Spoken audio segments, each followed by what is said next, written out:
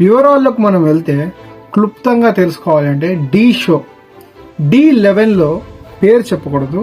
Actually ఏదైతే లా ప్రకారం మనం చూసుకుంటే అమ్మాయి పేరునైనా అమ్మాయి ఫోటోనైనా బయట పెట్టడం చాలా నేరం. కానీ కొన్ని యూట్యూబ్ ఛానల్స్ కొన్ని ఇన్స్టాగ్రామ్లో ఆల్మోస్ట్ ఆ అమ్మాయి పేరేంటి, ఆ అమ్మాయి ఎవరు అనేది కూడా అందరికి తెలిసిపోయింది. సో ఇప్పుడు మనం వివరాల్లోకి వెళ్తే జానీ మాస్టర్ తన పైన ఎందుకు ఇంత లైంగిక దాడి చేశాడన్న దానికన్నా ముందు ఈ అమ్మాయి ఎలా పరిచయం అయింది జానీ మాస్టర్కి తెలుసుకుందాం. D11 షోలో ఈ అమ్మాయి ఒక డ్యాన్స్ కంటెండర్గా వచ్చింది. అక్కడ వచ్చిన తర్వాత ఈ అమ్మాయి డ్యాన్స్ ఎంత బాగా చేసేదంటే అబ్బాయిలతో ఈక్వల్గా చేసేది. ఎప్పుడైనా సరే సైన్ బోర్డ్స్ మినిమం 10, 9కే ఉండేదన్నమాట.